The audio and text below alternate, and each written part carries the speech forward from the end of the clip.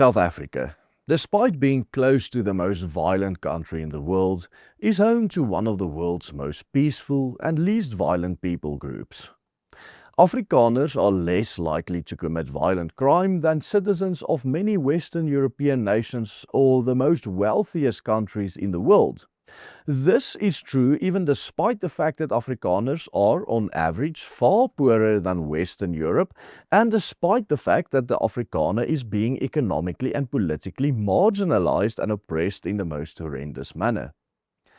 You see, last year, in response to white refugees arriving in the United States, the ANC Secretary General Fikile Mbalula claimed that white South Africans are a murderous group of people and that they kill their own people as well as their black counterparts en masse. Watch this. 49 car guards arrived in America. Car guards arrived in America. In less than a week being there, they started killing each other there. A man killing his girlfriend there. This is what they do here. Killing each other over something. They are in the courts.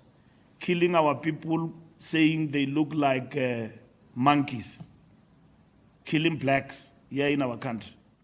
It is truly shocking that Mbalula, who is one of the most powerful political figures in this country, one of the ANC's top 6, and the party's Secretary General, which means that he runs the party's administration and strategy, controls communication and messaging from the ANC, determines candidates' lists for elections, and enforces party discipline.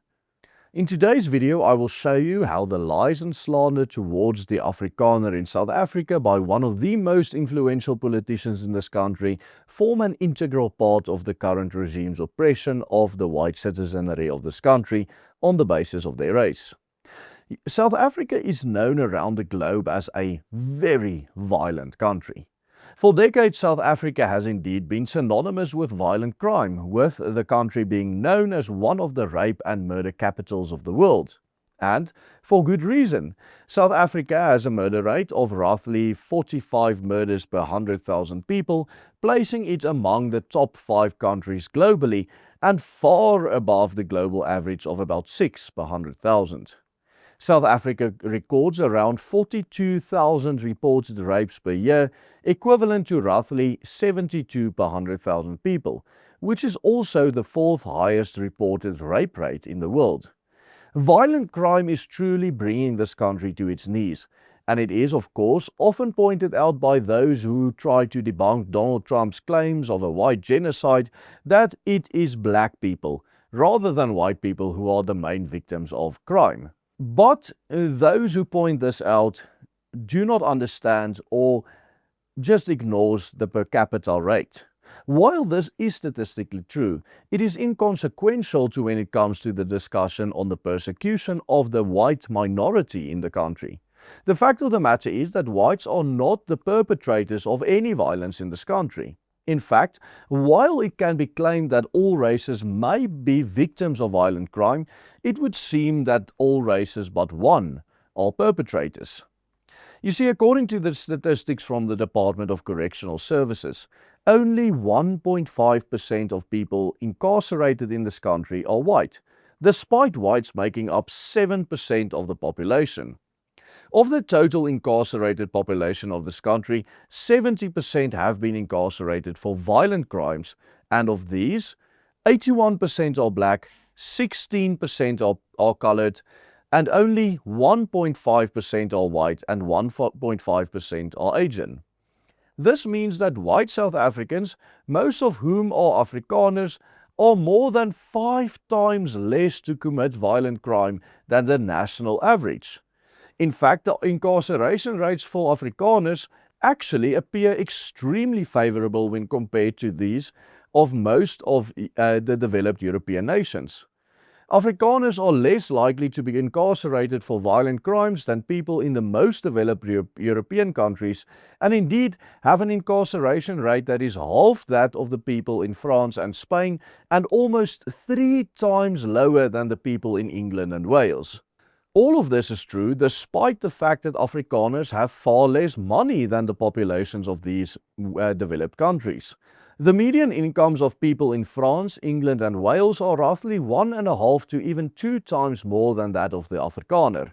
And in fact, when it comes to being incarcerated for violent crime, the rates among Afrikaners are only higher in a very tiny handful of countries, such as Japan and Iceland. Furthermore, apart from having less money, Afrikaners are constantly being frustrated and demoralized by the constant threat of violence, by being excluded from the economy and the job market, by being systematically marginalized in the economy, and even by being excluded from opportunities to study at institutions of higher learning in their own country. So if there is one group of people on the planet whose low incarceration rates absolutely cannot be attributed to something like white privilege, it is the Afrikaner.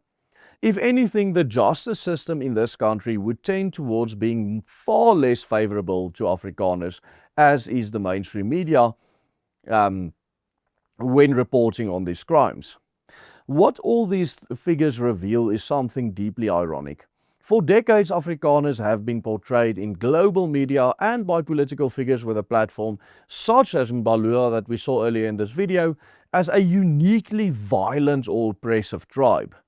Yet, the empirical evidence points towards the exact opposite. By any measurable standard, incarceration rates, violent crime rates, or international comparisons, Afrikaners rank among the least violent population groups in the world, far from being the perpetrators of South Africa's violence epidemic. Their contribution to the pandemic of violence in South Africa is basically negligible. This reality forces a reconsideration of the narratives that dominate the public discourse via the mainstream media. It suggests that the stigma attached to the Afrikaner is driven less by facts than by political mythology. One important reason for this comparatively low level of violence definitely lies in the religious adherence of the Afrikaner people. Afrikaner culture is deeply shaped by the Christian faith and the divine commandments of Scripture, along with strong traditions of Calvinist church life, family structure, and all of which to work together to cultivate moral discipline. Such institutions have long played a stabilizing role, encouraging social order and discouraging and stigmatizing criminal behavior.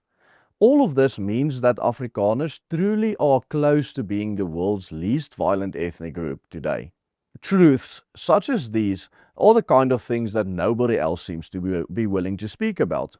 Yet, they are absolutely essential to the public discourse on minority rights, Afrikaner persecution, and the political future of Southern Africa and all of its peoples. The realities shown in this video can truly help constructively shape the discussion about our future going forward as a country. One of the ways in which we do this is by exposing the truth behind ideological oppression and violence driven by the ruling party in South Africa. Check out our most recent video on this topic by clicking on this link appearing on your screen right now. And this is exactly why we here at the Willem Petseg Group put all our efforts and energy to reveal the truth facts about South Africa to our audience, both locally and abroad. You can strengthen us in this calling by becoming a paying member. Simply follow the easy steps on the banner underneath me. Goodbye and God bless.